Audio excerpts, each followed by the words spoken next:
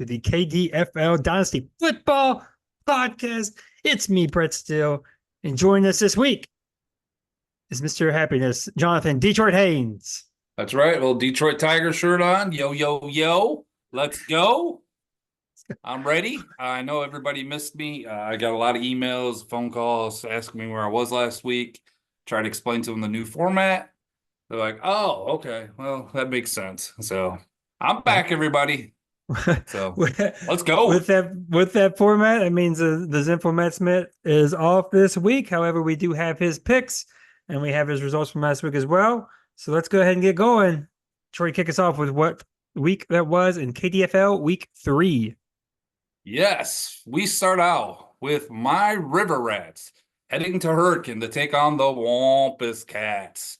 Wampus Cats. Well, this week was the coming out party for my number one pick, Jaden Daniels. He came out throwing it all over the place, running all over the place. He looking good. He got me 30 points. Also, Chuba Hubbard. There's a name I wouldn't think I was going to say this week. Chuba. No, I know. Not Chuba. I know it's Chuba. I know. Okay, I call him Chuba Hubbard. Okay, well, sorry, people. That's my name for him. Okay. That's a choice. No, that Clue was number one. He came out rolling 28 points, but once again for the River Rats, the wide receivers on this team is just not good. For the Wampus Cats, he had a big game from Derrick Henry, St. Brown, DK Metcalf, defensive players just scoring all over the place. They take down my River Rats to start out the season 0-3 from 250 to 232. All right, next, let's go to Roxalana, where the 1-1 Renegades take on the undefeated Commission's Evil Empire. And it's back, baby. It's been 2 years, but I finally get to say the name again. Juwan Jennings makes a statement game, dominating the field for the Niners with 47 points. He leads all scorers. Jonathan Taylor, the Renegades staple, leads scores for them with 27. Saquon Barkley continues to thrive in Philly with 34 points. And Jamar Chase, welcome to 2024. He's back. He has a huge game with 30. David Montgomery, Mr. Dependable, with 21 for the Renegades.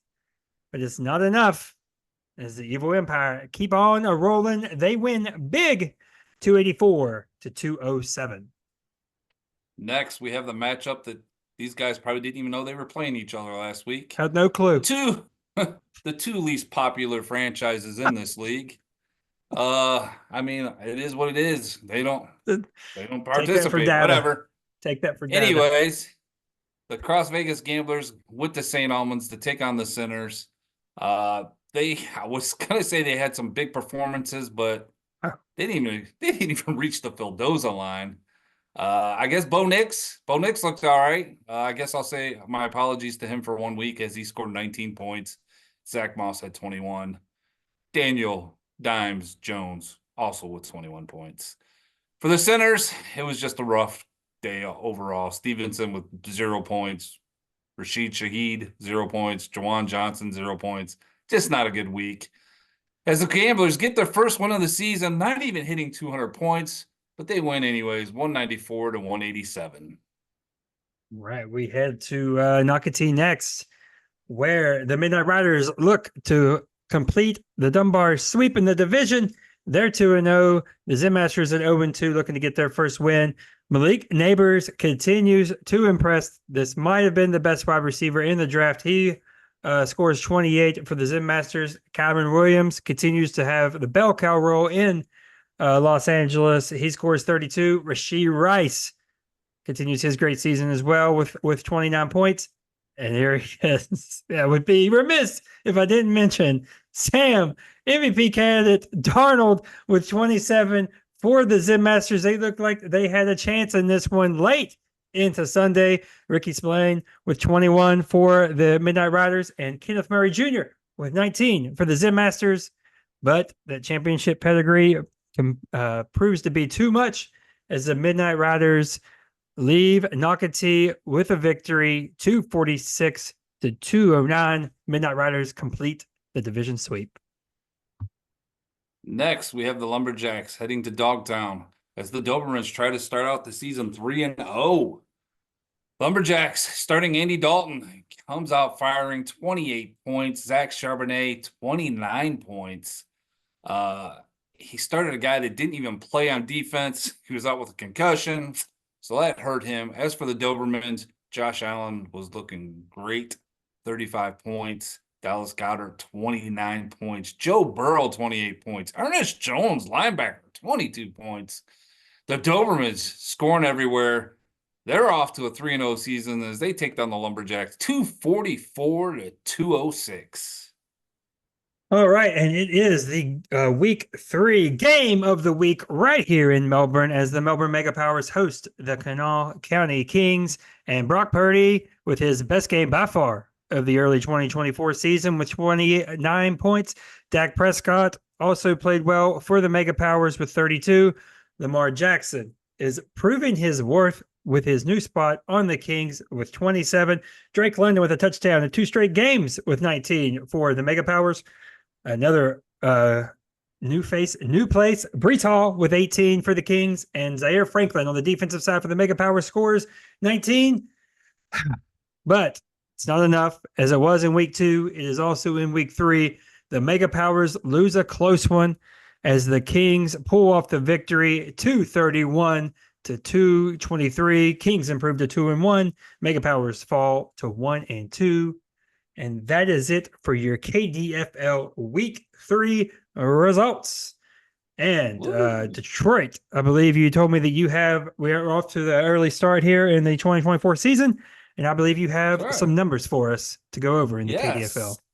Yes, this year we have 3 teams starting out 3-0. That's the Marmette Midnight Riders, the South Hills Evil Empire, and the Dogtown Dobermans. All 3 of those franchises have titles in this league. So we have to talk about the opposite.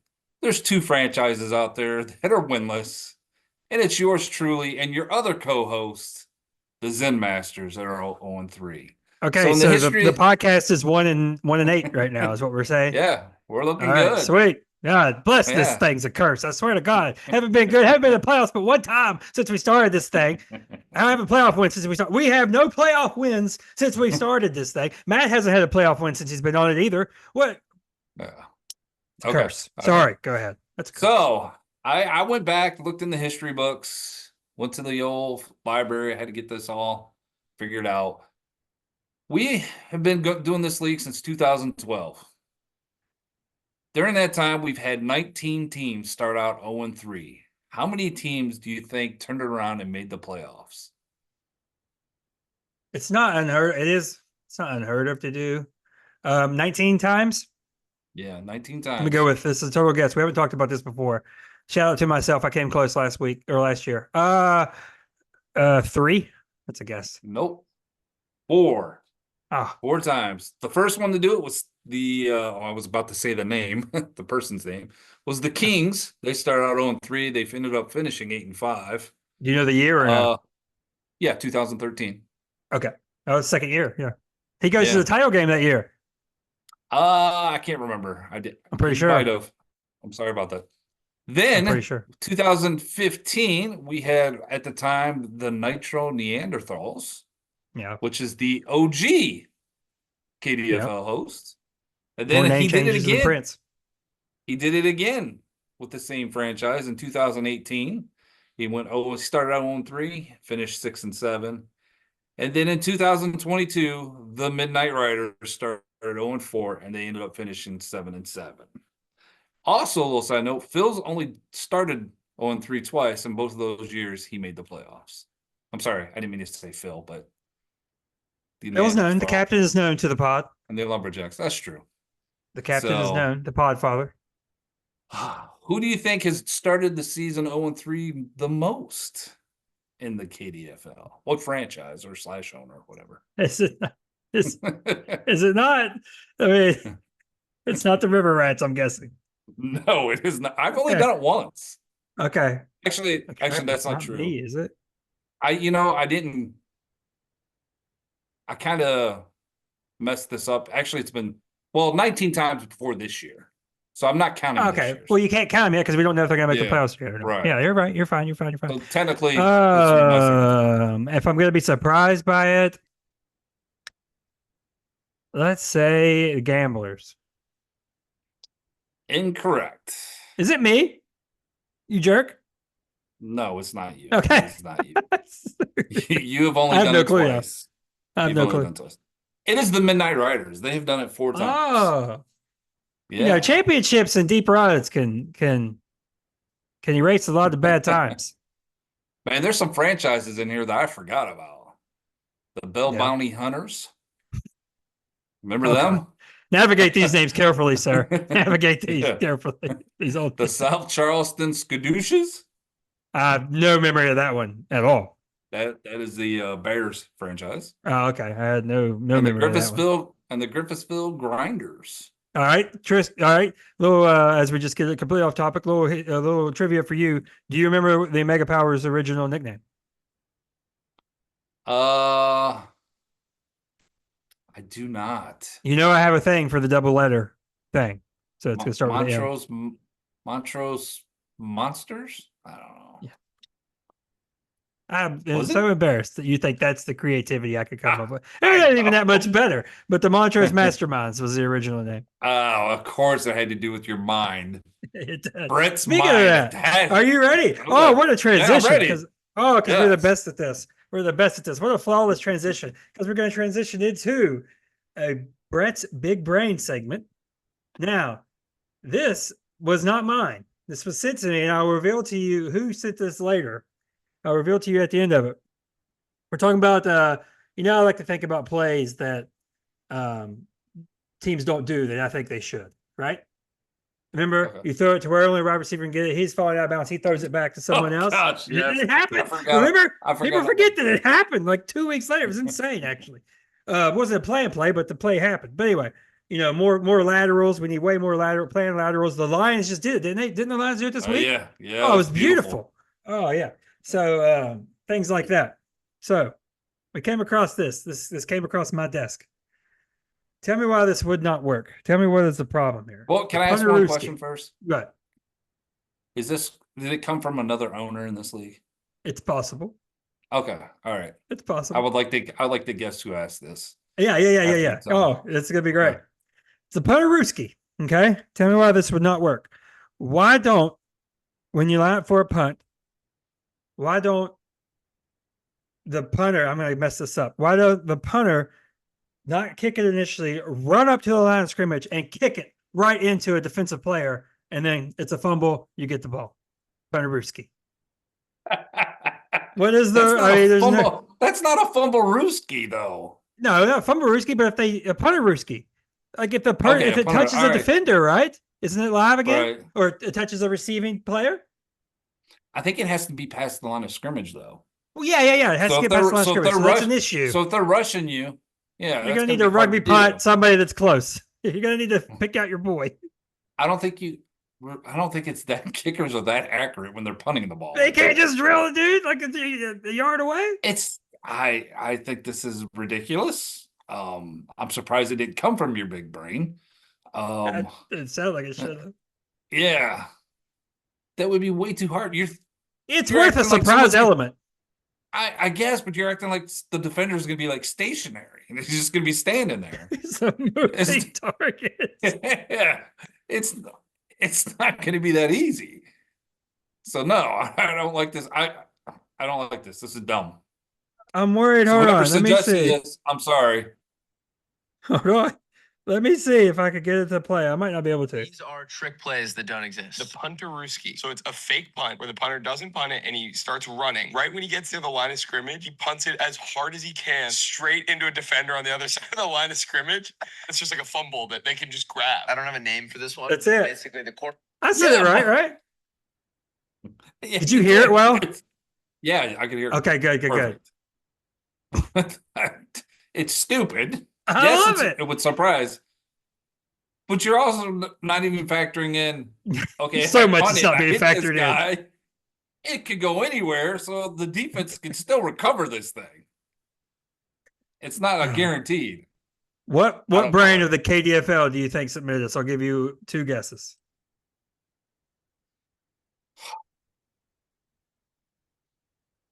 I want to say... Just say the team name. Midnight No, it's not the Midnight Riders. One more. because I feel like he would have done this just I do make feel me like the upset. Midnight Riders appreciate the big brain segment the appropriate amount. Yes, but I think he would do it because he knew you would buy into it, I and then love that would it. make me I do and then love make it. me angry.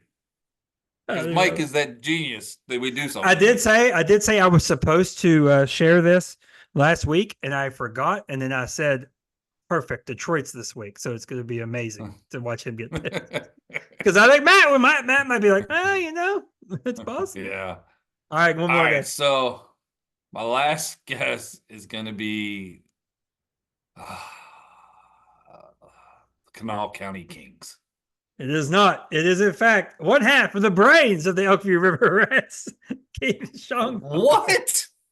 Yes. Wow. I never would have guessed him. Yes, that's why you brought him in. Okay, you didn't want to bring in another Detroit. You wanted to bring in a favorite.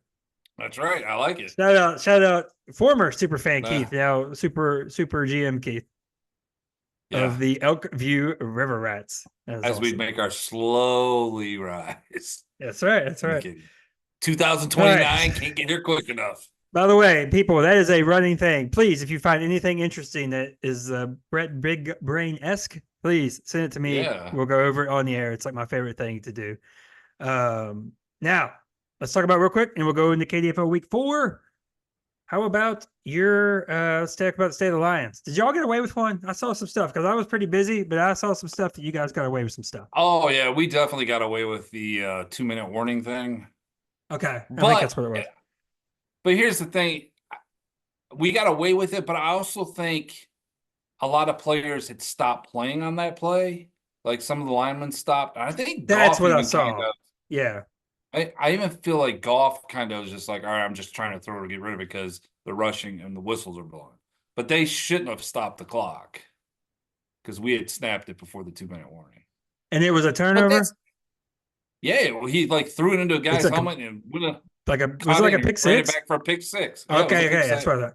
See, when I don't have Falcons obviously played Sunday night, so it's like a holiday. So I don't get as locked in. Like I went and watched the Steelers game and red zone stuff, but I wasn't. Your boy wasn't as mentally locked in as he might typically be. With we're having good times when we don't play till Sunday night. So I saw that and I was like, what the heck? So that is interesting. How do we feel about the Lions right now after that win? I would say on a scale of 1 to 10, I'm about an 8. I feel this team. What is it? Why are you giving me that look? That's so high. Well, I mean, I don't know. I feel like they're good, but they're definitely not clicking, especially on offense. The defense is playing. They've played lights out the last 2 weeks. The offense, they kind of got back to their bread and butter by just running the ball, and it worked. But then the offense kind of just like about halftime and like the third quarter, they just kind of like can't really do anything. I don't know what's going on with Laporta. He did hurt his ankle during the game. He just seems like he's been off. So I don't know. I mean, If you think about it, yeah. But I think the Vikings are going to be a problem in their division. And Green Bay. Oh, isn't it crazy? And I mean, if you think about Week 4, you've already had like your preseason time, like whatever you would have had. So the wrinkles should be working their way out by now. Or if not, now it's like, oh wait, this is an actual problem now. I probably should have said about more like a 7 because we've got a lot of injuries. I just feel like an 8 for you is like a 14 for most people out of 10. You know what I mean? Yeah. I don't know what would have to happen for me to get to an 8 in Atlanta. Well, when I say 8, I just feel like this team's a playoff team. I don't mean I don't mean they're playing Super Bowl level right now. No, I'm definitely not thinking that. I will be in the Motor City this Monday night to watch them take on WVU. For the people that know, Geno Smith and the Seattle Seahawks. For the people that know, Detroit has committed to 16 football games this year. He has now officially picked at least one that he is absolutely going to see the midnight black jerseys with the blue helmets. It's going to be special. I did not know that. Yeah. Matter of fact, once this is over, I'll talk to you about Florida here in a little bit. Yeah. So it's actually a big jersey week for both of us because you can see the Falcons will have on the red helmets and the throwbacks 10-3 in their last 13 times wearing these, I believe. So we'll see. Versus the Saints, it's a huge, huge week. I was gonna say I love that they bring it out for the Saints. Yeah, gotta do it. All the So Saints. how you feel about that game? So, well, looking back real quick, you look at the season. We start off Pittsburgh at home, in Philly, Kansas City at home. So I'm looking at 1 and 2. We still got to 1 and 2, not at all how I thought we would. Basically, Saquon dropped the ball and we get to 1 and 2. If you really look at, if you're being honest with yourselves, but hey, we're entitled to breaks too, like every other team. We obviously don't get them very often. We usually give them out. I liked seeing, like, it felt like, all right, that was a good football game as we hung in there with the Chiefs.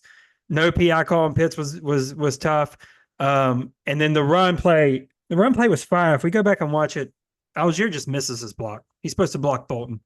And if he blocks Bolton, we're good. I mean, I don't know. Bijan couldn't get a lot going up the middle of that game. I don't want to just dwell on that game, but we're in suddenly now. Like I've always talked about, and on paper at the beginning, the end of the season for the Falcons, it should be easier games. I don't want the season to get away from us before we get there. So the next 3 games, it's actually a 4-game homestand. How many times has that happened in the NFL? So we have Chiefs at home. Yeah, 5 out of 6 at home. So we had the Steelers at home on the road, Philly. Then Chiefs at home, and then it's all division too. So it's Chiefs at home, now Saints at home, then Bucks at home. That's Thursday night football. So that's our 3rd primetime game in 5 weeks. And then the Panthers at home. It's a weird schedule this year. Nice. So we got to come out of there 3-3. So that's the way I see it. You got to beat the Panthers. Have to beat either the Saints or the Bucks at home, preferably the Saints. And come out of there. But I can't lose the Bucks. We'll talk about it next week. But it's Matt Ryan retirement and the Ring of Honor on Thursday night. This is set up to be a disaster for something to go horribly wrong with the Falcons with that man in the building. Shout out Arthur Smith for inducting himself into his own Ring of Honor. I saw so many memes. I saw the Obama Medal of Freedom thing and putting it on himself. I think I'm going to induct Brett Steele into the KDFL podcast Ring of Honor. Dude, that just gave me an idea. We should have a KDFL Hall of Fame. That's not your idea. I've had that idea. Well, I'm old. I forget stuff. Todd Gurley, inaugural recipient for the Mega Powers. That's how much I've had that.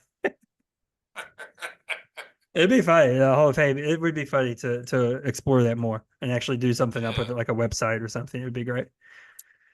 All right. That's it. Jaguars, I don't know. Trevor Lawrence is freaking me out. I was going to say, do we need to talk about We need to take it out. I'm not going to talk about the stupid Saints. That's for sure. I'm not going to talk about the Saints. I was going to say our other co-host is 52. I'm not going to talk about the Raiders are the Raiders. It's whatever. Like Antonio, like we're going to see if he is a coach that players respect, or they're going to quit on him. I think he'll get it turned around. That defensive effort was pretty bad. So we'll see what happens with that. But the Jaguars, I don't know what to make of Lawrence. Like, if you say it's the offensive coordinator, which I agree, the offensive plays have been very bad. But then it's like, how many coaches are we going to go through this guy? I mean, I'm a believer in Lawrence, but it's shakier than it's been. You are not a believer in Lawrence. I'm not a believer in Lawrence. I just think he's an average to below average kind of quarterback. But that's just me. And look at my quarterback evaluations. But then again, okay, are you to the point? You're to the point already, right? Where you'll be like Quentin Ewers. You'd rather take a chance on him than keep rolling with Lawrence, like say in the next draft, stuff like that. Is that where you're at? I am, but I would let the rest of the season play out, obviously. You know what I'm saying? Like, you get to that point where you're like, do I want to take I'd rather take the risk on the rookie and it bomb potentially than keep how many years, middle of the road. How many years has he been in the league now? This is year 4, no? 21, 22, 23. Yeah, 24. This is year 4. Okay, yeah. But he does get like you can write off his rookie year with Urban. And then 2023, he does get hurt. He was going well before then. Yeah, I would play out this year and see how he looks. But it's a struggle, though, because there's not a quarterback in the league that you can't say he's had this problem or that problem or he's had this adversity or something's come up. You know what I'm saying? As someone that does believe in Trevor, do you still believe like he can turn this around, or you just? I think he is such a perfect quarterback for that franchise. I guess that's where I struggle with it. I think it's such a perfect fit. He just looks like Jacksonville. Like it just looks like the best quarterback they've ever had. Players look like teams. Like they look like they fit the team. You know what I'm saying? I don't care if he looks it. I mean, I need to see it on the field. You get what I'm saying? There, it's like hard for me to believe this won't work. Like I would have said Baker in Cleveland, and it should have. Like Baker in Cleveland looks like it just is gonna work. Like and it should have work. Well, you know what I mean. But all right, well, we do have to talk about two other teams because we have a lot of viewers that are fans of these teams. We need to talk about the Niners and the Cowboys. What I'm is just going not on? worried yet. That's what I was gonna say. If you were a San Francisco fan, would you be worried? No, I mean not really. I mean, the division Is that because? Yeah, but are you saying that because you're a lifelong Falcons fan and you've seen the history of like the Niners? Yeah, I mean, it has been a lot of little brothering. I can't believe I just said that on the podcast. Little brothering history because they used to be the same division until the realignment that we have now. But I mean, I am such a Kyle Shanahan stan. Like, it's just gonna figure it out. It's just gonna happen. You're gonna get healthier. We did get to eliminate this notion that like, oh, you could just throw Jordan Mason in there. It's the same as McCaffrey. It's the same thing essentially. Like that got to get chilled out a little bit. Like there is obviously a clear drop off. Mason will still be productive and I think good in fantasy while he has the role, but it's not the same. Okay, if CMC doesn't come back. No, I still think NFC to me is such a crapshoot right now. Yeah, it is. I think it is wide open. You have emergences of teams that we did not expect to emerge. You have the Vikings emerging that no one saw. I know that they looked bad last week, but the Saints and the Bucks both have started off stronger than what most people saw happening. I'm not convinced on the Bucks, and I'll tell you why. They did not move the ball at all on the Lions. I think they had less than 200 yards of offense. They just having the Lions just shot themselves in the foot in the red zone, and they didn't look good this last week. So, well, if you look at the two, I mean, the Bucks get destroyed by Bo Nix. Shout out to that performance, by the way. It looked freaking awesome, and they were never in it. And the Saints lose to Philly. I mean, in a tight defensive game. The offense didn't look good for the first time this year, but those losses are not the same. Yeah. All right, so you're not worried. What about? Are you worried about the Cowboys? Oh yeah. I just feel like we do it every year. We do it every year. I feel like. I didn't get to watch a lot of the game, but I did see highlights of like, was there a lot of arguing on the sidelines? I saw a lot of that too. I don't mind that if you're losing. Like I don't mind it unless it's like repetitive every time. I want you to be invested in this. Even though I didn't get to watch it, being in Discord, you can kind of see all the Cowboys fans talking and stuff. So it just sounds like there is a lot of bad stuff going on there. So I just feel like it's every time. Oh my gosh, dude. Andrew Hawkins on Get Up though, they were talking about Bill Belichick coming in, and I saw the clip on Twitter, and it was the coolest clip. They said if you take the king, oh my god, I'm gonna mess it up. If you take the king, if you take the king out of the palace and into a circus, he looks the circus doesn't look like a palace. He starts to look more like a clown. So it's like it was an intense thing. It's like Bill Belichick is not going to save this dysfunction because we know where it starts and we know where it ends and how this all plays out. I think that franchise is. I mean, what are we saying? Like, our trouble? Like, I think I'm in no way worried about them missing the playoffs. I kind of. But I did say my favorite bet. I didn't do it, of course, because why would I be that smart? My favorite bet. It's still extremely early, 3 weeks in, but Commanders plus 900. I think they were plus 1100 or 900 to win the division.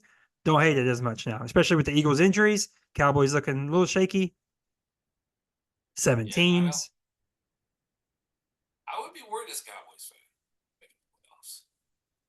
I guess it's just a different standard. Like they're not worried. I don't know if they're worried about missing the playoffs, but that's not their goal. So who would care to be worried? You know what I mean? Again, I don't know. I predicted them not to make the playoffs. So, and I also predicted the Bengals not to make the playoffs. So, now that is alarming to me. The Bengals. Yes, that's what I'm really worried about. Yeah, maybe it's just the hair dye in Joe Burrow's hair. Maybe that's It's one of those things that's awesome. Like you're very cool when you're winning, but when you're not, all of a sudden, well, it's like the thing. Now the tuxedos are kind of screwed up. It's like that thing. Yeah, Like his now it's outfit not this as fun. last week is wow. Okay. I'm not Yeah. Mr. Fashion, but that was a little bit weird. Yeah, the stepbrothers. Now the tuxedos are freaking me out type deal. Because now it's not they're not winning, so it's not as cool. All right, I think we covered enough teams there. All right, are we ready? Let's throw up let's get into KDFL week 4. First, let's throw up our results on the big board here. All of us went 4-2. Me and you got my Mega Powers winning wrong. And we all got the Sinners beating the Gamblers wrong, and then Matt messed on the Renegades losing to the Evil Empire. Looking at our NFL picks on the sides, or overall, we all went 1-1 again. Matt takes his first loss of the season by the Texans only scoring a measly 7 points against the Vikings. You lost on the Chargers +2. They lost to the Steelers. And I, of course, took Tennessee -3, and that was never even a possibility. But Jets hit for Matt. You hit the under on the Philly New Orleans game, and I hit the over on the Panthers and Raiders. So back to us now, and let's go ahead and share on the big board here. Let me get it all set up. We're going to share our screen, and there we go. And boom! Let me know when you can see it, Detroit, and we will start off our week 4 rundown. We're good. We're good. All right. Let's start us off with the Midnight Riders and the Gamblers. All right. I got a serious question now. Patrick Mahomes. This is my main talking point with the Midnight Riders. QB 14 on the season. He hasn't had a week in the 20s yet. You see 17, 13, 15. And we talked about this a little bit in the chat in the Discord. Does he have a new floor? Last year we talked about he won't have the ceiling they used to, but the floor, top 10 will be there now. He hasn't done that in forever. Are we worried about Patrick Mahomes long term? I am. I don't. With Mahomes, Kelsey was always his go-to guy. And with Kelsey just doesn't seem like the same guy anymore. I don't know if it's been all that partying during the offseason and hanging out with his girlfriend or whatever. Or maybe it's just his age. So he doesn't have that security blanket to go to all the time. So yeah, I'd be worried. I think 15 is about the floor for him, it seems like. Yeah, it might be a new floor. Now, the only thing that I'm concerned about is it's obviously he's good, like he's elite. It's fine. The problem I have is that he's winning. They're winning this way right now. So what's the incentive to push him? What's the incentive to have him make him change it? What's their incentive to change a lot of their approaches right now? That's what I'm worried about. So that's something I want to watch. Obviously, going forward. You hate him? I hate the Chiefs. No. Well. Yeah, I mean, I don't hate Mahomes. I mean, I guess I kind of do. All right. Now, on the gambler side, Bo Nix looked good last week. Okay. Listen. Uh-oh. I don't care about the Gamblers. I don't never have anything saying nice about this or the franchise owner or whatever. Okay.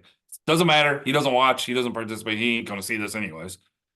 However, I have been a big hater on Bo Nix, so I do have to give him credit for last week.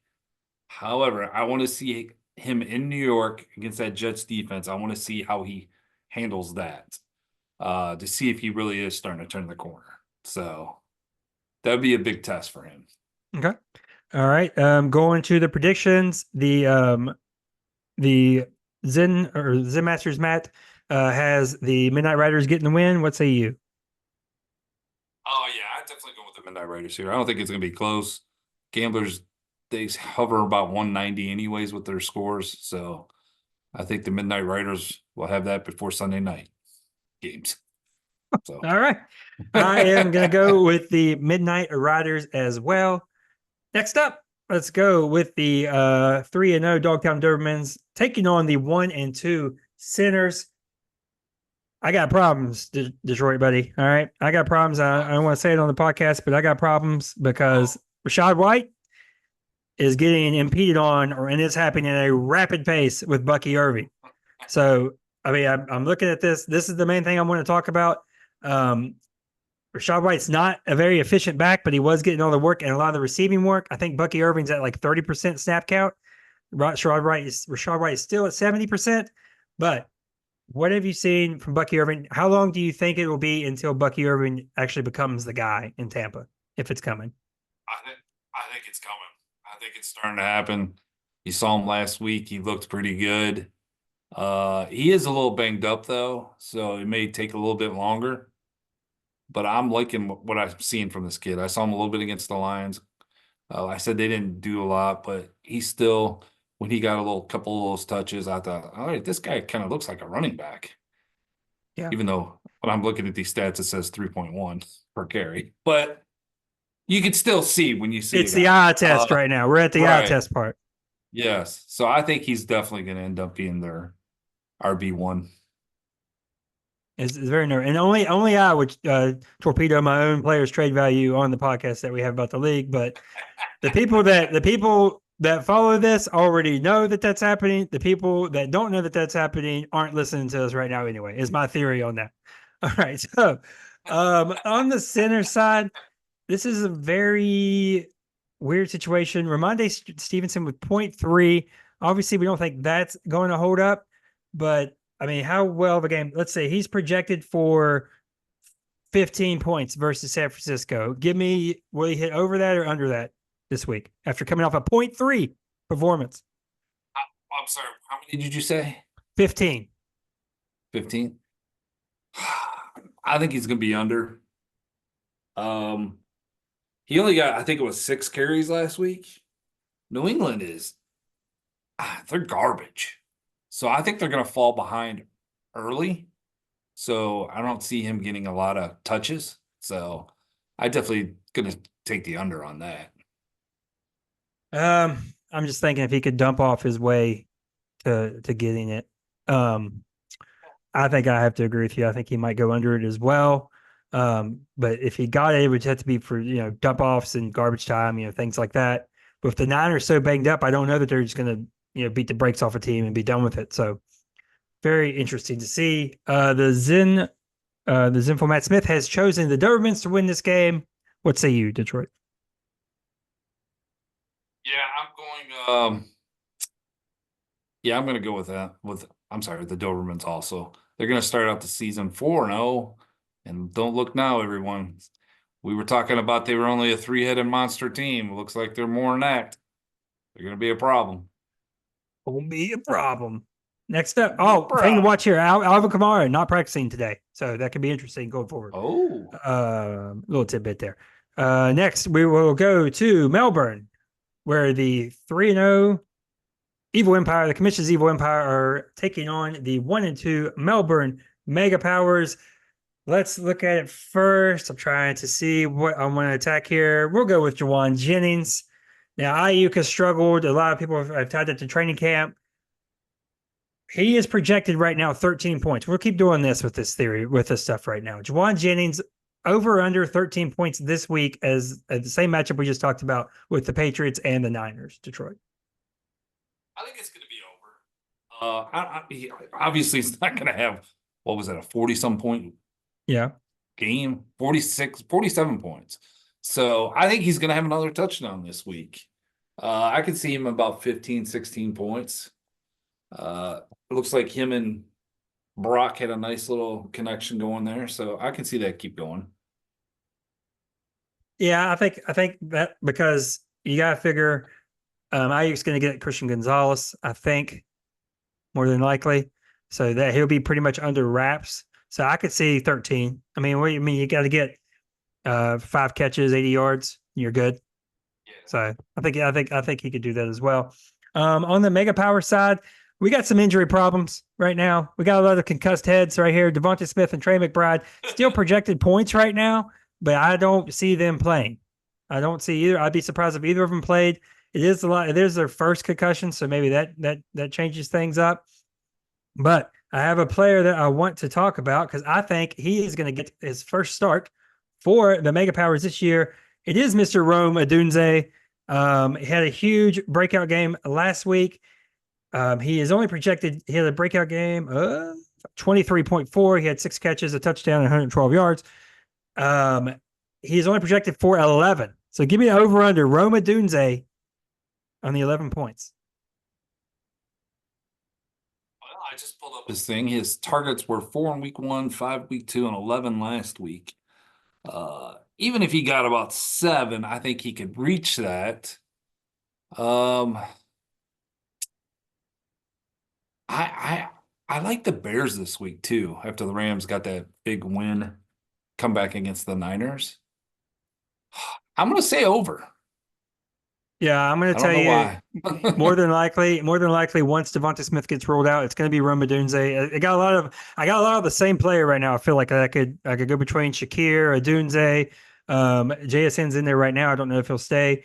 But a lot of, those in between guys that you're just hoping to maybe break one off. But I'm going to put Roma Dunze as over in that as well. Now, this is an interesting pick because this is our highest combined projections for the week in this matchup.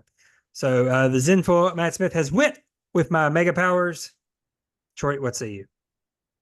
I mean, I just looking at these projected totals. I mean, I have to say, Brett, I have to give you this.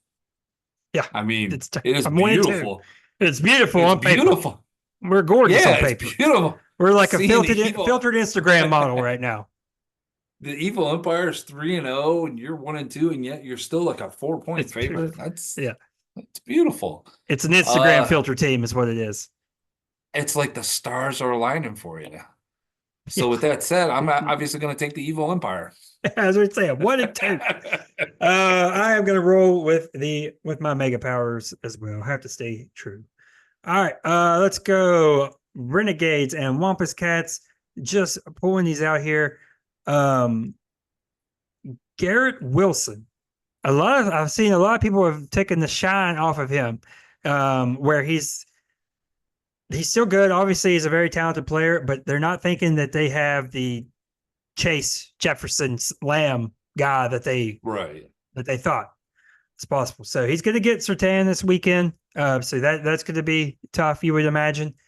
He's projected 13.7 over under Detroit. 13.7 Garrett Wilson. Man, just looking at his targets again, he had 11, 6, and 9. So he's still getting a lot of targets. But most of these catches are must be like 10-yard catches. Like you said, he's going to have Surtain on him. So I'm actually going to take the under on this. Just got a feeling. Okay. I feel like he's going to spread the ball to Lazard, and Mike Williams had a decent game. Maybe him. So I'm going to take the under. It's just so low. 13 for Garrett Wilson just seems so low. But I mean, I do have a lot on this game. Does. So take the over. No, I'll take the under on it as well, I think. Stop agreeing with me. I almost never agree with you, as you know. Looking on the Wampus Cats side, DK Metcalf. I'll go get your lines out. DK Metcalf, couple of big games. He is now the wide receiver 7 on the week. He's got a pretty hefty projection of 16. Now, it's been made very clear you cannot run on the Lions. Can't do it. Wow. It's just not a thing that happens anymore. So, what do we think? You could certainly throw on him still, right? Brian Branch is out there doing his best, but he's only one man. Terron Arnold, is he hurt? Is he playing? I can't remember. He's going to play, but he's already been called for 5 pass interference penalties. Stop! The game is fast. This is a fast game when you first start. So a couple of them have been really ticky-tacky though, but still. There you go. Look at DK's line, 16 points over under. Yeah, that's a lot. Like I said, I will be there, but the Seahawks have beaten the Lions 3 straight years. For some reason, they've had our number. The last 2 have been in Detroit too. They've all been really close games. I think they've all come down to the end. Well, the last 2. I think that trend is going to continue for him to go over in points. I feel like this game. I feel like the Lions are going to get out on them, so they're going to be throwing the ball a lot. So I could definitely see him getting over. I have to go under on this. I've never been, you know me and DK. You know me and DK's relationship. I've never believed in him. I think he's a one-trick pony, but that trick just continues to keep working. So I don't understand. Like it's a one-trick pony that continues to work. So whatever, but I am going to go under on the 16 points for DK. Now, the Zenful one has chosen the Wampus Cats to get this win and send the Renegades, which was the Kings' number one seed going into number one pre-ranked team going into the season. They fallen a little bit of hard times, as Dusty would say, but the Zenful one has them going to going in 1 and 3. Detroit, what say you? Yeah, things are not looking good in Roxalana. So I just it's starting to fall bad. They're things are not good. As you've seen from their owner, he's in panic mode. So who knows? He may make a couple trades or something. The Wampus Cats, they're just strong all over. So I'm definitely going to be taking them. Yeah, if the Wampus Cats can get through this Herbert injury time, like they've done so well so far, they can be a team to reckon with as we go down the stretch as well. So if they improve to 3-1, that's going to be a big deal. I'm going to go with the Wampus Cats as well. So not a lot of disagreement so far on these picks. This week's a little bit different than the weeks we've had already. Let's go to Kanawha County, where the River Rats aren't traveling because they're in there already. To take on the Kings. River Rats at 0-3, the Kings at 2-1. Let's just pick out. Let's stay with Jaden Daniels, actually. Let's go to Jaden Daniels, quarterback two on the season. His projected line of 23 points. Arizona. What say you about this? Over under. I love Jaden Daniels. This guy's going to be a fantasy juggernaut. But for some reason, I think he's going to finish with about 20 points this week. So I'm going to take the under. But people, he's going to be a top 7 fantasy quarterback this season. Look at this, dude. No punts and no turnovers in 2 games is absolutely insane. That is absolutely insane. I probably should have took the over then. I am going to take the over because I do think that this game is going. This is my favorite game, non-Falcon game on the weekend. It's just going to be. It should be points. Hoping for that. Hoping for Kyler to go off. Jaden Daniels will go off. So I'm going to take the over on that, and then we go to the Kings side. Looking at this, Travis Etienne had a rough week last week against the Bills. He did basically what he could. With the way that game script went for running back. They actually had him in there later than I thought they would. But you see these weeks, they've been pretty much the same weeks over and over. 12 points, 15 points, 13 points. His line is exactly 13, or his projection is actually 15 points, and it's against the Texans. A little bit of a softer defense. Detroit, what do you think? Travis Etienne over under 15 points this week. I'm going to take the over. Because I feel like he's going to get some checkdowns. Did you take the over just because you've taken so many unders? No, I was just looking at the matchup. I think Houston was so embarrassed last week. I think they're going to come out and just smoke Jacksonville.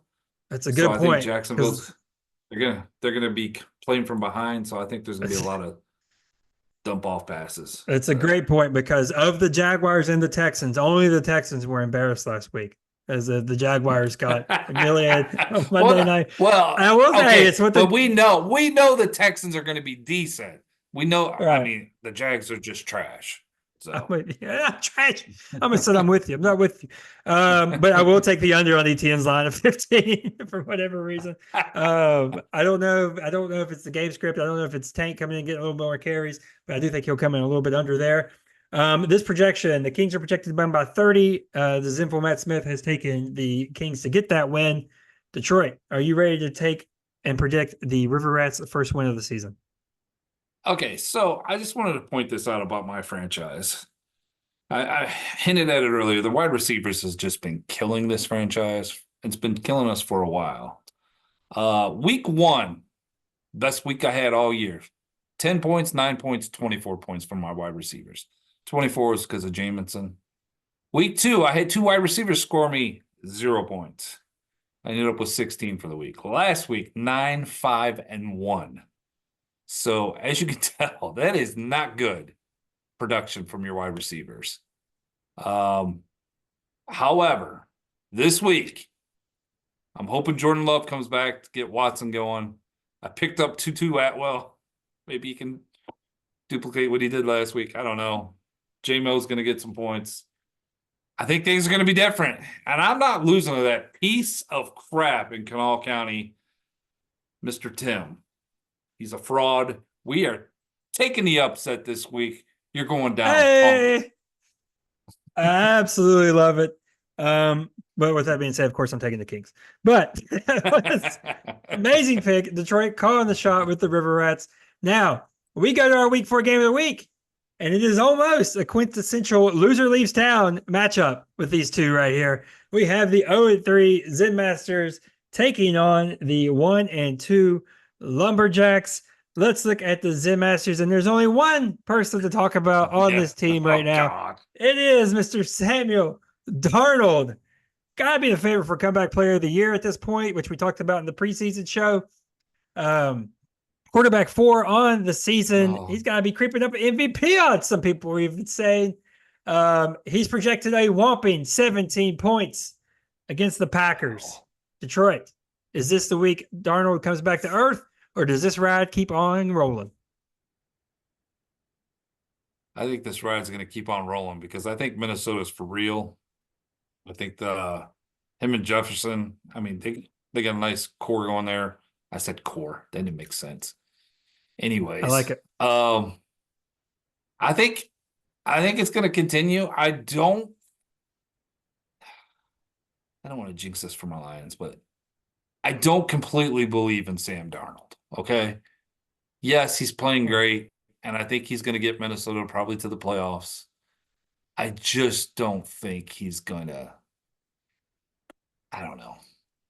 I just don't think he's that guy. He's not that guy. Not that You're guy, not that pal. guy, Sam. You're not that guy, Sam. There you But go. you're taking over? I thought we were just talking about for the week. You meant for the year? No. Over on the point, 17. Yeah, I'm gonna take over. I'm gonna take the over. I'm actually going to go under, and I don't think it's because, and I think I've disagreed with you ever since you pointed out I wasn't disagreeing, but that's not on purpose. But I just say it's not Darnold, it's the game script. I think it's going to be an ugly game. Because with Malik Willis and all that, I think it's going to be an uglier game. So yeah, a little bit of a comeback. A little bit of a comeback for him. Now, other side, let's keep it in the QB land because Andy Dalton, huge week. Last week, who would have thought we'd be talking about starting Panthers quarterback Andy Dalton in 2024? But he's projected 15 points. Does this, in the revenge game against his old team, the Bengals, does this keep on rolling or does it come back to earth? Andy Dalton over under 15 points. He's going to be under. I do not see this continuing. I don't know why, but I'm going to believe in Cincinnati this week. I think they're going to shut them down. I think Carolina's coming back to earth. They're just not a good team. So I'm definitely taking the under. I don't believe in the Red Rocket. Sorry. I am going to go with, I think the Bengals are going to win, but I do like the over on this because 15 is not very much. What did he have to do? 2 touchdowns, 200. I just think the Bengals defense is so bad right now. Jane Daniels just ripped them up, but maybe Jane Daniels is that guy and that strong that he's just that special. And Andy Dalton can't. He is that guy, pal. So, as far as the picks go, the Zenful Matt Smith, in order to keep his sanity, has predicted that he will go to 0-4 and has picked the Lumberjacks to get the win. Detroit, who do you have in this game for game of the week? Man, these rosters, I don't know. Yeah, I'm going to have to go with the Lumberjacks also. Even though they're the underdogs, I think he's going to get some big play out of his running backs. That's going to get him over the top. So I am going. Eckler's out. Ooh, Eckler is out. Eckler is out. So that projection, but he'll put somebody in there. God only knows who will go in that spot for the Lumberjacks. But he'll put somebody in there, and that will boost his projection at least closer. It'll be within 10 points or so, I'm sure, of the Zen Masters on the projections. I'm going Chase Brown. I'll probably put Chase Brown in. Yeah, so he'll be within 10 points or so on the projections. But I am going with the Zen Masters to get their first win of the season. So both these teams will be 1-3 after this is done. And that is it for the KDFL Week 4 predictions. Let's stop sharing and back to us now. Looking at the picks for this week. The Zinfa One has picked the Bills plus 2.5. And he said the same thing. The Texans are going to come back fighting. And he's gone with the over in the Jags and Texans over 45 points. Nice. So Jags and Bills are Bills at Baltimore on Sunday night. Okay, I was confused by that. So all right. Detroit, it is your sign-off time and your picks. Take it away. Yes, I hinted at this earlier. I really like the Bears this week, so I'm going to take the they're getting 2.5. Why am I saying 2.5? They're getting 2.5 points.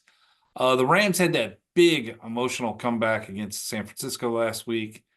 They travel to the East Coast, take on the Bears. Actually, it's not really the East Coast; it's the Midwest.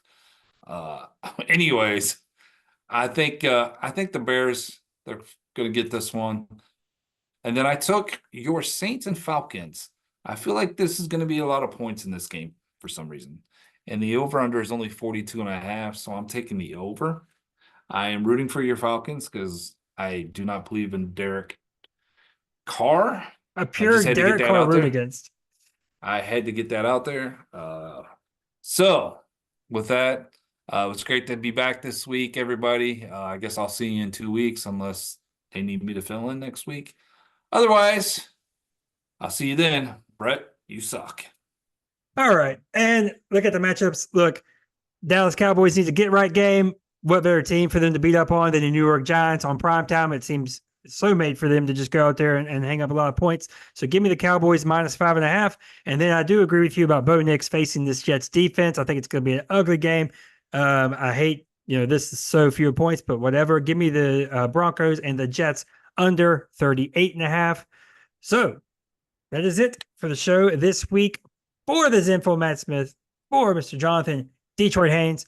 We'll be here next week with Week 5 preview and Week 4 results. See you then right here on the KDFL Dynasty Football Podcast.